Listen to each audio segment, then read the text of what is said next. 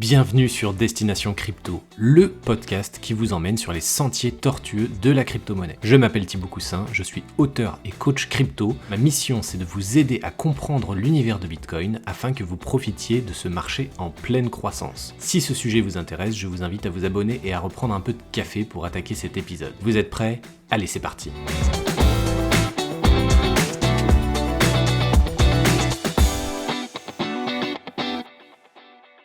Bonjour à tous, j'espère que vous allez bien. On se retrouve pour un épisode de podcast en solo où je voudrais vous évoquer un peu Bitcoin, l'objet politique qu'il est en train de devenir.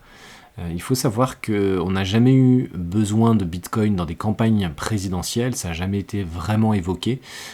Pourtant, il y a de plus en plus de détenteurs de crypto-monnaies et on sait qu'inévitablement, il va y avoir un moment donné où Bitcoin va être un objet politique. Les crypto-monnaies au sens large vont être utilisées parce qu'il y aura tout un tas d'une population d'électeurs qui détiennent des crypto-monnaies et qu'il sera intéressant pour des candidats de mettre des programmes en avant autour des crypto-monnaies.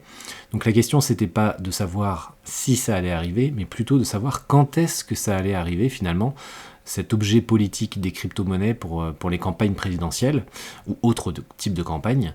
Et en fait, tout s'est accéléré ces derniers jours avec la présidentielle américaine et notamment Donald Trump qui a annoncé, je crois que c'était le 22 mai 2024, donc il y a seulement quelques jours, accepter les dons en crypto-monnaie pour sa campagne présidentielle.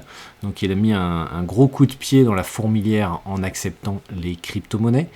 Il y a une sorte de réaction en chaîne à différents niveaux, difficile de savoir si c'est lié directement à l'annonce de Donald Trump, mais dans tous les cas, le fait que Trump se positionne favorablement aux crypto-monnaies a nécessité aussi que l'autre partie se positionnent aussi sur ce sujet-là et éventuellement réfléchissent à comment aborder le sujet des crypto-monnaies pour la campagne présidentielle. Et donc vraiment le coup de pétard fait par Donald Trump il y a quelques jours a visiblement déclenché tout un tas de décisions côté États-Unis qui sont très intéressantes à analyser. Donc il y a d'abord cette déclaration de Donald Trump sur laquelle je voulais vous préciser, et ensuite très rapidement on a vu que beaucoup de décisions avaient été en faveur notamment de l'adoption des ETF Ethereum Spot, qui ont fait couler beaucoup d'encre aussi ces derniers jours, et tout s'est vraiment accéléré en quelques jours. L'affaire était pliée et les ETF Ethereum Spot ont été validés par la SEC, l'équivalent de l'AMF aux États-Unis. Ça avait pris beaucoup de temps pour Bitcoin. Pour Ethereum, on s'attendait à ce que la SEC, la SEC, mette aussi beaucoup de temps et freine au maximum cette adoption-là, cette validation. On s'est rendu compte que là, en quelques heures, quelques jours, tout avait été accepté un peu contre le cours de la tendance, et ça a vraiment étonné la plupart des gens de voir à quel point ça a été adopté rapidement. Beaucoup se sont dit que c'était vraiment des décisions même politiques derrière, et donc ça rejoint vraiment cette dynamique enclenchée entre Bitcoin et les crypto-monnaies et la sphère politique qui est en train vraiment de se décanter. Donc il y a vraiment un revirement politique global au sein des États-Unis qui a l'air d'embrasser vraiment cette industrie crypto petit à petit, et ça s'est fait dans les derniers jours. Donc c'est pour ça que je fais cet épisode là-dessus. En quelques jours, on a vu que beaucoup de textes avaient été validés côté États-Unis et ils ont l'air de se positionner en faveur d'être un leader mondial sur cette industrie-là. Donc c'est quand même pas rien, c'est vraiment de reconnaître non seulement la valeur de cet écosystème, mais aussi d'essayer de le pousser, d'en tirer le maximum de valeur et d'inciter ça, donc de définir un cadre petit à petit et de favoriser les entrepreneurs et les leaders d'industrie là-dessus. Autre élément, on a aussi toujours côté Donald Trump des rumeurs comme quoi il discuterait avec Elon Musk. Et ça, à ce niveau-là, c'est intéressant parce que potentiellement, Elon Musk pourrait avoir un rôle influent au niveau des décisions de la politique de Donald Trump sur ce sujet-là, et même être carrément conseiller de Donald Trump sur les sujets de crypto-monnaie. Donc là, ce serait quand même assez hallucinant de voir Donald Trump très pro-crypto sur une industrie sur laquelle les États-Unis veulent être maintenant avoir le leadership, et en plus avoir imaginé l'image d'Elon Musk comme conseiller de Donald Trump. Alors je ne sais absolument pas si ça va se produire, je pense qu'il faut prendre ces informations-là avec des pincettes. Dans tous les cas, ne serait-ce que d'avoir des suspicions là-dessus, des suppositions là-dessus, si ça se produit, on pourrait clairement avoir des news très intéressantes sur le marché des crypto-monnaies, et ça pourrait vraiment donner un vent de fraîcheur et un gros élan sur le marché des crypto-monnaies. Cet épisode n'était pas censé être très long, il voulait juste vous faire un état des lieux de la situation.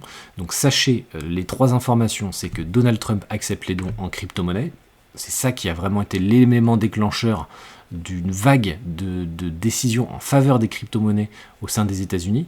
On a toute une dynamique qui s'enclenche avec le symbole même, c'est l'acceptation des ETF Ethereum en seulement quelques jours, contre toute attente. Et 3e élément, il y a le nom d'Elon Musk qui serait évoqué pour être conseiller de Donald Trump potentiellement si Donald Trump passe et qu'il a besoin d'un conseiller, qu'il a une politique autour des crypto-monnaies, peut-être qu'Elon Musk serait un candidat idéal. Donc voilà, c'est beaucoup d'informations à digérer. En tout cas, ce que l'on peut d'ores et déjà conclure, c'est que côté États-Unis, ça se bouge énormément en ce moment, il y a beaucoup de choses qui sont faites et ils sont en train de contacter tous les acteurs principaux de l'industrie crypto sur place pour être des leaders mondiaux sur ces sujets-là. Donc ça bouge énormément, là où en France, on bouge énormément sur la régulation. Alors on a de très très bonnes entreprises en France, vraiment des belles startups, on a de la chance quand même en France d'avoir des belles startups Web3 crypto, mais on dépense énormément d'énergie actuellement dans le cadre de la régulation de MiCA, de son adoption et de ses différents textes à faire passer. Donc j'ai peur qu'on se retrouve dans une situation où les États-Unis qui vont aller très très vite parce qu'ils vont tout de suite valider énormément de choses comme ça s'est fait avec les ETF Ethereum par exemple, là où nous de notre côté, en Europe, on va sans doute prendre beaucoup de temps pour définir le cadre et un peu tuer dans l'œuf l'innovation ou du moins étouffer un peu les différentes startups. On verra bien ce qu'il en est. Retenez bien ces informations, côté américain, là ça y est, ça se bouge énormément et la campagne présidentielle va être très intéressante à suivre parce que le sujet des crypto-monnaies sera vraiment au cœur des discours de Donald Trump et donc de facto aussi de Joe Biden qui va devoir se positionner et dire ce qu'il compte faire à ce niveau-là.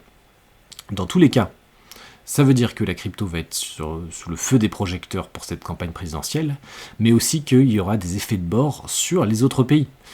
Si des pays comme les États-Unis se positionnent sur ce sujet-là et sont plutôt en faveur des crypto-monnaies, ça va forcément peut-être lisser un peu le discours que peuvent avoir les différents États européens ou même d'autres économies dans le monde, et inciter aussi à prendre cette question-là beaucoup plus au sérieux et peut-être de se dire finalement il faut peut-être avoir la position des Américains, c'est-à-dire essayer de foncer, surfer sur cette technologie et sur cet engouement et ce nouveau marché qui émerge au niveau des crypto-monnaies, et ensuite peut-être réguler un peu plus tard, du moins embrasser vraiment ce mouvement-là.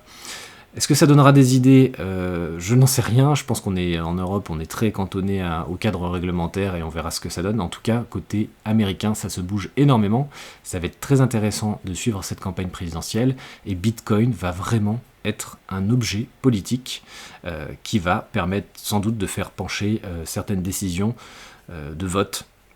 Voilà, donc c'était important de vous en parler parce que ça a seulement quelques jours et que maintenant Bitcoin est un objet politique. Bitcoin peut faire la différence à ce niveau-là et ça c'est inédit. C'est la première fois qu'on a vraiment Bitcoin au cœur d'une campagne présidentielle. Donc c'est suffisamment rare pour le saluer. On est sur de l'inédit, on va voir comment ça va évoluer et peut-être que je ferai un deuxième épisode de podcast sur ce sujet-là après la campagne présidentielle quand on en aura vu un peu plus sur les positions des uns et des autres. En tout cas, voilà, c'est intéressant de connaître ça. J'espère que cet épisode assez court vous a plu et vous a distillé quelques petites informations. N'hésitez pas à vous abonner, à liker, et n'hésitez pas à suivre la chaîne YouTube parce qu'il y a de plus en plus de contenu, que ce soit sur des airdrops, sur des cours de vulgarisation où je vous fais des petits schémas. Donc il y a pas mal de contenu sur la chaîne YouTube qui commence à émerger. Donc n'hésitez pas aussi à y faire un tour, à liker un peu et à me dire ce que vous en pensez. Voilà, c'est la fin de cet épisode. Portez-vous bien et je vous dis à très bientôt dans un prochain épisode de Destination Crypto. Salut à tous.